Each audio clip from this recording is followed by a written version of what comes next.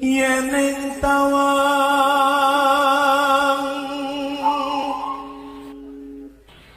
ana lintang. Assalamualaikum warahmatullahi wabarakatuh. Rahayu Sagung Dumadi. Pararaton dan Kidung Hasrawijaya menceritakan bahwa Nambi adalah putra Arya Wiraraja. Di lain pihak, Kidung Hasrawijaya dan Kidung Sorandaka menceritakan bahwa Nambi adalah putra Pranaraja. Terjadi perdebatan panjang di mana Slamet Mulyana menyatakan bahwa Nambi adalah putra Pranaraja, sedang Ronggolawe adalah putra Arya Wiraraja. Namun dalam analisis terbarunya, Mansur Hidayat mengemukakan pendapatnya bahwa Nambi dan Ronggolawe dimungkinkan adalah putra Arya Wiraraja. Pararaton dan Kidung Panji Wijayakrama menyebutkan Nambi sebagai salah satu abdi Raden Wijaya yang ikut mengungsi ke tempat Arya Wiraraja di Songenep atau nama lama Sumenep ketika kerajaan Singosari runtuh diserang pasukan Jayakatwang pada tahun 1292 Masehi. Sedangkan menurut Kidung Harsawijaya, Nambi adalah putra Arya Wiraraja yang baru kenal Raden Wijaya di Songenep. Pararaton mengatakan bahwa Nambi adalah seorang putra Arya Wiraraja yang telah menjadi sahabat Raden Wijaya sejak menjadi salah satu panglima di Singosari. Kidung Harsawijaya mengisahkan pula Nambi kemudian dikirim ayahnya untuk membantu Raden Wijaya membuka hutan tarih di perbatasan antara Kabupaten Sidoarjo dengan Kabupaten Mojokerto untuk menjadikan sebuah desa pemukiman bernama Majapahit. Kisah ini berlawanan dengan Kidung Panji Wijayakrama dan Kidung Ranggalawe yang menyebut nama putra yang dikirim Arya Wiraraja adalah Ronggolawe, bukan Nambi. Pararaton selanjutnya mengisahkan pada saat Raden Wijaya menyerang Kediri pada tahun 1293. Nambi ikut berjasa membunuh seorang pengikut Jayakatwang yang bernama Kebo Rubuh. Dalam berbagai medan perjuangan, Nambi diceritakan orang yang mempunyai kecerdikan administrasi dan intelektual sehingga pada masa Majapahit berdiri, ia dipercaya menjadi seorang Mahapatih pertama Kerajaan Majapahit. Pararaton mengisahkan setelah kekalahan Jayakatwang pada tahun 1293 Masehi, Raden Wijaya mendirikan Kerajaan Majapahit dan mengangkat dirinya menjadi raja.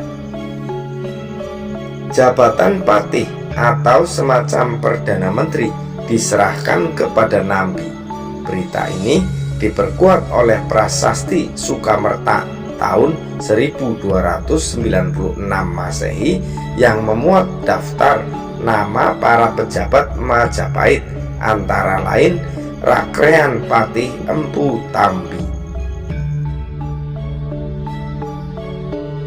Menurut Kidung Panji Wijayakrama dan Kidung Ronggolawe, pengangkatan Nambi inilah yang memicu terjadinya pemberontakan Ranggalawe di Tuban tahun 1295 Masehi. Ranggalawe merasa tidak puas atas keputusan tersebut karena Nambi dianggap kurang berjasa dalam peperangan mendirikan Majapahit. Atas izin Raden Wijaya, Nambi berangkat memimpin pasukan Majapahit untuk menyerang Tuban. Dalam perang itu, Ranggalawe gugur di tangan Kebo Anabrang. Menurut Mansur Hidayat, penulis sejarah Arya Wiraraja dan Lamajang Tigangjuru ini, Nambi adalah salah seorang putra Arya Wiraraja yang ikut tetap berperan di dalam pendirian kerajaan Majapahit. Pengangkatannya sebagai Mahapati tidak disetujui oleh saudaranya sendiri, yaitu Ranggalawe, yang menginginkan Lembu Sora yang merupakan paman dari pihak ibu menjadi patih karena dinilai punya keberanian. Akibat perang dengan Ranggalawe ini, Ranggalawe yang merupakan seorang putra kesayangan Arya Wiraraja gugur, sehingga menjadikan Arya Wiraraja bersedih dan sangat marah. Arya Wiraraja kemudian membangun ibu kota berbenteng yang kemudian dikenal dengan nama Arnon atau Kutha Renon, yang dalam bahasa Jawa kuno adalah Kuto, artinya kota berbenteng, dan Renon atau Renu artinya marah. Jadi Kutha Renon sendiri berarti sebuah ibu kota berbenteng yang dibangun karena marah.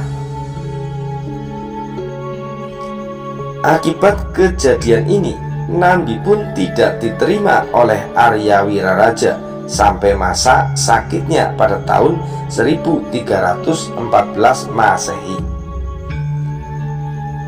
Di dalam pemerintahan Majapahit sendiri, Empu Nambi adalah salah seorang pendukung setia Wangsa Rajasa, sehingga ketika Prabu Jayanegara naik tahta dan menggantikan Tribhuwana Tunggadewi, Empu Nambilah yang berada di garda depan untuk menentangnya.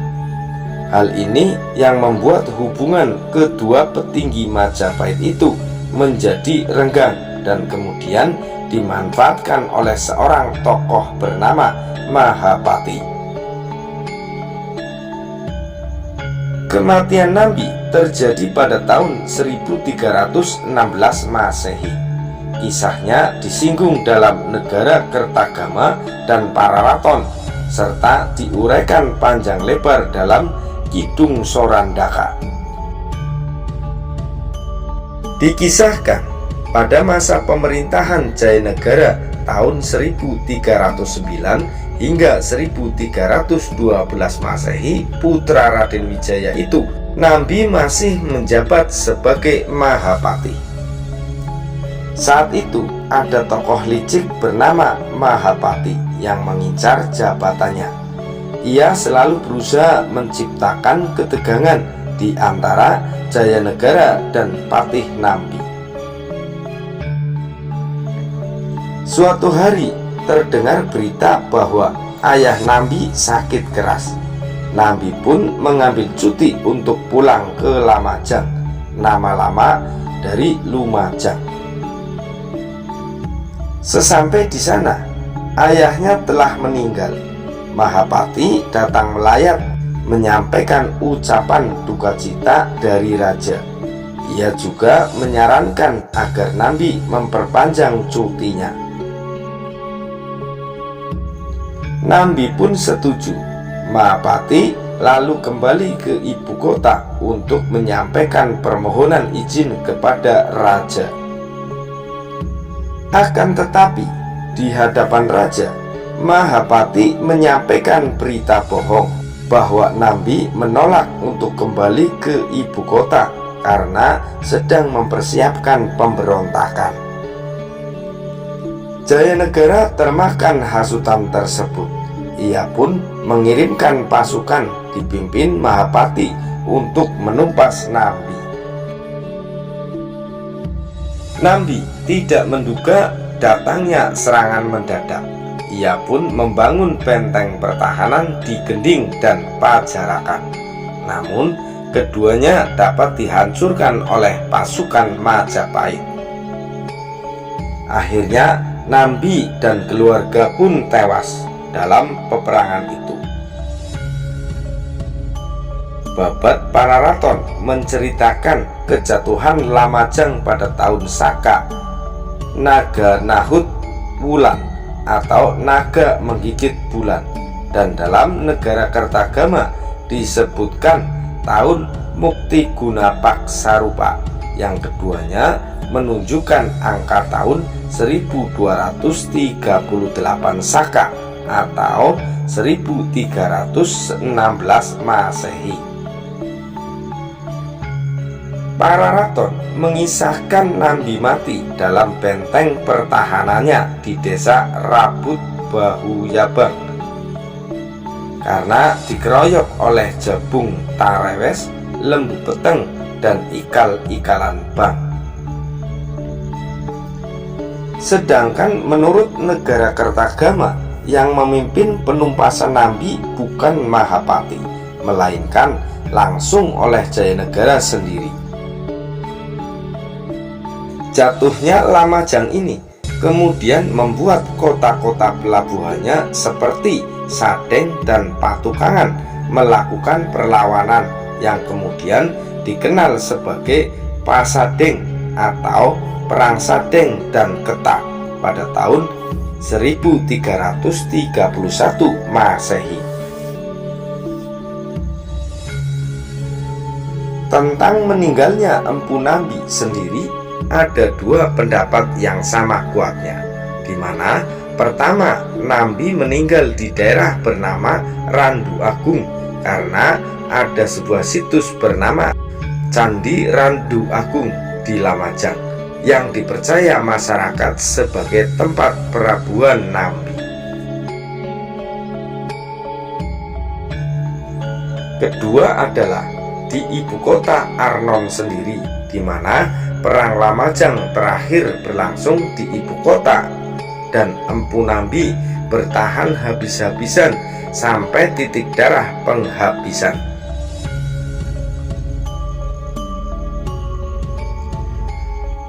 Dalam penelitian C. Magemet diberitakan bahwa di situs Biting terdapat kompleks percandian Raja-Raja Lamajang.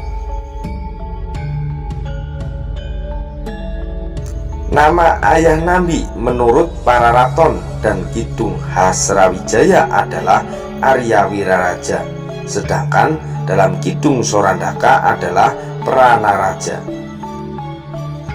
Hal ini menimbulkan pendapat bahwa Pranaraja adalah nama lain dari Arya Wiraraja.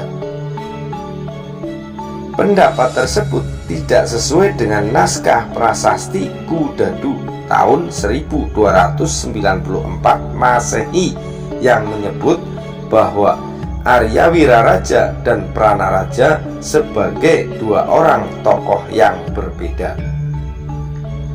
Keduanya sama-sama menjabat sebagai pasangguhan, di mana masing-masing bergelar Rakrean Mantri Arya Wiraraja Maka Pramuka dan Rakrean Mantri Pranaraja Empu Sina.